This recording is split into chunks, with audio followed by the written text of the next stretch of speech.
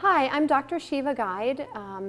Most of my patients call me Dr. G, and this is Taylor Winston. We are working on putting together a series of videos, and we hope that you'll enjoy and benefit from them.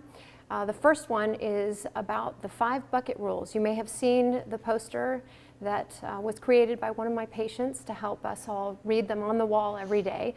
But I've added them to what I've taught the Route 91 community because it's a set of rules that are really something to live by. They're simple, they're easy to remember, and I won't go into an explanation right now about why I use profanity. There will be a very long scientific explanation for what the benefits and reasons of using curse words are in my book that will be released on October 1st online for free download by the public. So, first thing we're going to talk about is the bucket rules. So Taylor, have you heard about the bucket rules? I have. I've been to quite a few of your group therapy meetings here that we have at In Cahoots throughout the year, and I've learned quite a bit about them. So I'd love to have you help explain to me again, and also everyone else who may not have heard them before. Okay, awesome. So let's start with rule number 1. So rule number 1, it's kind of me being a little bit of an asshole, but I'm going to put it out there anyway, because basically rule number 1 is saying you don't get to worry about shit that hasn't happened yet, right? And intuitively we all understand that that makes sense, Yep. But basically what I'm doing is operationalizing the definition of anxiety. Anxiety is worrying about the future, and what I'm saying is, oh, you're worried about the future? Don't worry about the future, right? Not really fair, Yep. But it's really important to do that because we start with that rule to set the foundation, because there are so many things that we can't control, and certainly the future is the most important aspect of that. Yep. So what do you think about that rule? Well, applying directly to Route 91, moving forward, I can't constantly think that the same thing is going to happen again and again and again at every concert that I go to. Is it possible? Yes, but the probability and percentage of that ever happening again at an event that I go to is highly unlikely, and I shouldn't let that stop me from going to things I enjoy and not try to predict the future that something bad's going to happen. Absolutely, that's awesome. So you've really learned that lesson. It's a really difficult thing, and in one of the other videos on anxiety and panic, and also on catastrophic thoughts and intrusive memories, we'll talk a little bit more about that. But it's really important to understand that no matter how much preparation we do, we cannot change the future. Yep. And so the idea is that we can prepare, we can think about alternatives, but let's drop the worry, because the worry is just making us sick. Okay, so that's rule number 1. Any questions about rule number 1? I think I got it, Doc. Oh, all right, so let's move on to rule number 2. Rule number 2, which kind of includes rule number 1 at times, is you don't get to worry about shit that's out of your control. So let's think about it. If I asked you, what do you think's in your control and what do you think's out of your control, what would you say? I would say 95% of everything going on around me is out of my control, and very few things that are in my control. So if I'm trying to control everything, I'm going to worry a lot, and it's not going to be very helpful for me dealing with stress or anxiety. Right, absolutely. So when we talk about things that are out of other people's control, out of your control, we're talking about pretty much everything except you. And we're going to get to rule number 3 and talk about that in a second. But when we talk about not worrying about what's out of your control, we're talking about things like not worrying about other people's thoughts and other people's feelings and other people's behaviors. Have you spent time in your life, at any point in your life, thinking about or worrying about what other people think about you? I would say many of us think about that regularly throughout the day. Yeah. Every task, a friend's thoughts, family member, significant other, and every action I think that a lot of us make is based on what is someone else going to think. Absolutely. What about worrying about how other people feel? Is that something that you've done in your life? I have. I think I've done it more so after going to group with you and being more compassionate. But a lot of times I can understand that how someone else is feeling is not my responsibility unless I've somehow directly caused it or done them wrong somehow or what have you. But for the most part, if they had a bad day at work and they're taking it out on you, it's not your fault. Right, so. that's absolutely right. And so the point here is that it's okay to think about other people. It's okay to have concern for other people. It's okay to care for other people. And we want to be able to feel all of those things. That's something we call compassion. But we don't want to worry about it, because worrying is that extra edge that makes us really sick. And it fools us into thinking that we actually have control when we don't. And what about just this idea of worrying about what other people do? Is that something that you were, or what the entities will do? When you mentioned earlier going to a concert or going to some large crowded venue and worrying that somebody might come in and shoot up the place or set off a bomb. Do you have those thoughts about what other people will do? I do frequently, I don't think it's ever going to change, and I try to revert back to rule 1 of don't worry about shit that hasn't happened yet. Good. And things may not be in my control, but I try not to let that stop me from going to events. And everyone else around me is having a good time, and I don't want my distress or anxiety to be affecting how they're going to enjoy the concert. So I try to keep that in mind and just enjoy myself. I still check everything because Route 91 had a big impact Sure. on all of us. So. And some of it's a habit, right? Yeah. Yeah, but I think that's wonderful, at least that awareness. And really, again, is it okay to think about it? Yes. But is it okay to worry about it? That's the part that's going to get you sick. So if we can't worry about what hasn't happened yet, and we can't worry about what's out of our control, then what does that leave us with? Rule number 3. Yeah, rule number 3, which is handle your own shit. For the purpose of this set of rules, we've come up with, I should say, over the years of teaching this to my patients, we've come up with this analogy of the bucket. We all have a bucket, and in that bucket lives 3 things. Our thoughts, and our thoughts lead to our feelings, and then our thoughts and feelings dictate our behaviors. And that boundary of the bucket is the line between us and other people. That means anything outside of that boundary, we simply don't have the power to change. Now, at best, we can influence people, and we'll talk about more of that in some of the other videos. But pretty much all we have control over is what's inside of our bucket. And if you think about all the things that you actually can control, they really fall into those 3 categories. And so rule number 3 is, if it's not in your bucket, fuck it. Right? That doesn't mean fuck them or fuck him or fuck her, as sometimes my patients misinterpret. It means fuck it. Fuck the other buckets that aren't in our control. We're not going to worry about it. We're not going to attend to it. We're not going to stress ourselves over things that we have no control over. We're going to get back in our own bucket, and we're going to try to manage the way we think about things, which will determine how we feel about things, and the 2 of those things will dictate our behaviors, which one important one that you keep bringing up is this idea of going out even when you don't feel like it, right? Yep.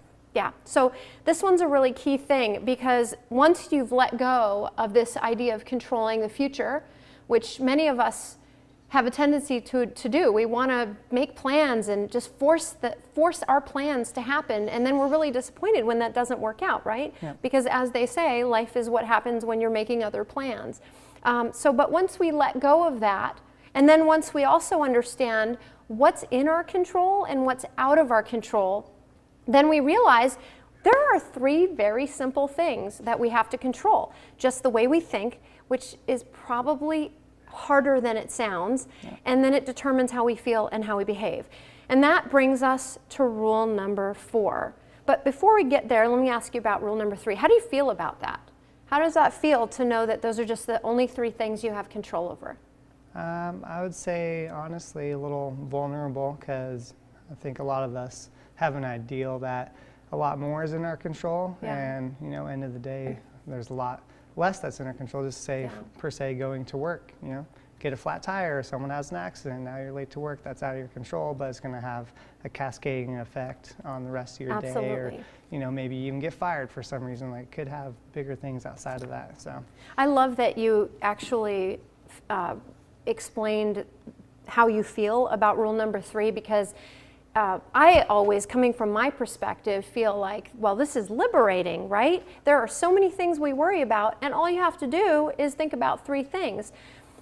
I think that the interesting thing that happens when I'm doing this work with my patients is that they feel like they're giving up all this control, and they feel like they're left to be vulnerable because I'm saying, just let go of all the rest of the other shit, right? Yep. But the truth is, when you start practicing this, when you start learning how to control the way you think, and that starts changing the way that you feel, because stinking thinking makes you feel terrible, but healthy, neutral thoughts make you feel more neutral. And then we start to be able to respond behaviorally, not just react negatively to everything going on around us. And interestingly, the consequence of that is that we end up feeling a whole lot more in control than we did before when we were trying to control everything, right? So I'm just going to ask you to trust me, I'm a doctor, and we'll kind of stand by and see how this works out in the upcoming months, because what I hear from patients who have been working with me for a really long time, Taylor, is that they start to feel just lighter than a feather. They feel totally liberated, like, oh my God, I've let go of all these crazy things I was worried about. I don't have to worry about them. It's almost like I've given them permission to just focus on themselves. And folks, that's not selfish, that's self-preserving. That's healthy. That's actually what healthy looks like. And as it turns out, that helps you be a better friend and a better partner and a better family member. It helps you not jump in other people's buckets and take on things that aren't yours. And it turns out to be actually really empowering for other people. So we'll keep working on that one. That is a central rule, and it's a really hard one. I do anticipate that most of you will learn these. They sound simple, but you'll probably spend a lifetime trying to perfect them. I've been working with you very shortly after the shooting, and I'm nowhere close to even mastering a fraction of them. So. And that's okay. I'd be lying if I said I didn't break a rule once in a while. But the important thing is that you recognize it and that you immediately correct for it. And the idea is that we don't get stuck for as long as we normally do. So often something will happen and we'll just stew, right? How long will you stew when something bad has happened? Like, an argument with your girlfriend, or a fight with somebody at work, or you heard something on the news. How long do you feel that way? As long as you let it. Yeah. But that's the true story, right? But often people can ruminate for hours and hours and days, and even weeks and months, and sometimes years. And that can really have a very adverse impact on people's ability to recover and just lead very healthy lives. So that leads us to rule number 4. So before explaining rule number 4, what do you think about that? Did that catch you off guard the first time you learned it? No shooting or masturbating. Definitely gave me a giggle even in the setting we were in, but yeah, just it is no shooting or masturbating. You shouldn't be shooting. Right, exactly. And, or I must have done this, or I must have done, and I'll let you go into what it means a little more, because I'm still working on it. Yeah, so good. Everyone wants to be perfect, and you should have or must have done something, so it's really hard. There's a pretty good face value when you look at these words, and it goes along with our bucket. No shooting, and let me just say that this was not an original idea. This is something that one of our great forefathers, Albert Ellis, he was a psychologist, and he coined these terms way back when the field was just starting out. And he also had a very transparent, sort of candid, in-your-face approach with patients, and probably a lot of that, along with some of the Rogerian unconditional regard, non-judgment, and those types of approaches have been a part of the way that I conduct therapy. But this rule, no shoulding, basically is what it sounds like. It means there is no they should have, they shouldn't have, I should have, I shouldn't have. When you say I should have done this, I shouldn't have done this, how does that make you feel?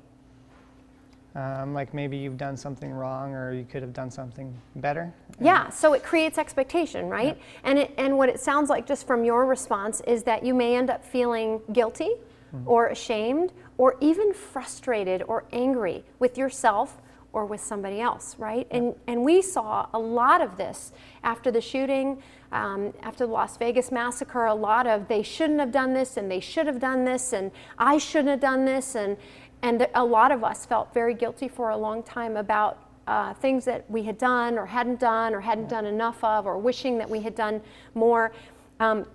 Masturbating means no musts, no needs tos, and no have-tos. The replacement, because you might ask, well, if you're going to take our shoulds away and our shouldn'ts away, and you're going to take our must, need, and have-tos away, then what do we get to put in their place? And the answer to that is you can wish, want, hope, and would like all you want till the cows come home, right? You're allowed to wish, want, hope, and would like, because that's part of your bucket, right?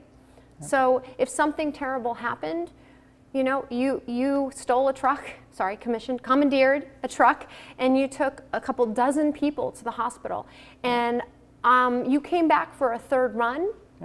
By then ambulances had shown up, and I'm guessing that and you can confirm this, but I'm guessing that one of the thoughts you had is, I should have been able to save more people. Right? Which is extraordinary, because logically thinking, I mean, already one person did quite a lot of life-saving that night, more than you would think is humanly possible. But we have this tendency to should on ourselves and create expectations, and then to feel very angry about those things, angry at ourselves and then angry at other people, and that can cause a lot of difficulty for us in recovering. And I know that I speak for everybody out there that we are eternally grateful to you. You were incredibly heroic that night, and there were other people we know that were out in the Route 91 venue that did things like Taylor, and just a shout out to all of you. Thank you for your service to the community, and for stepping up when it really counted. Okay, so back to the rules. So now that we are understanding that we can wish, want, hope, and would like, but we're not allowed to should or masturbate, then this leaves us with one final rule that, looking at it, doesn't look very nice, right? Fuck feelings. And that's weird, right? Because I'm a psychologist, so when my patients come in and I say, fuck feelings, do it anyway, they kind of give me this Scooby-Doo look, because they're thinking, I don't get it. Dr. G, you're a psychologist. You're supposed to care. You're supposed to give a shit about our feelings. What do you mean, fuck feelings? So what do you think I mean about fuck feelings? What is your understanding of that? Just anyone who's gone through a traumatic event, you know, Route 91 as an example, going to another concert or something, you know, fuck feelings, you should do it anyway. That's the original thing that brought all of us together and what we love to do, and you shouldn't let, you know, one person's actions stop you from in the future enjoying time with friends and family, because that's all we really have is time. Absolutely. Amen to that. And so this idea of fuck feelings is really not that we don't care about our feelings, because we do. The longer version of this rule is, okay, let's identify the feeling. Maybe let's learn how to manage that feeling and sit with it, and then let's learn how to communicate that feeling, and we're going to talk more about that in the healthy communication video. But let's understand that this feeling is temporary, right? At least that's the goal, is that we don't stay stuck in these feelings of sadness or guilt or shame or anger or fear for very long, just for moments. They're fleeting. And so we don't want to let our temporary, transient feelings dictate everything that we decide to do for the day, right? So often, a lot of my patients will come in and say, Dr. G, I didn't work out, I didn't feel like it. How many times do you think I hear that in a week?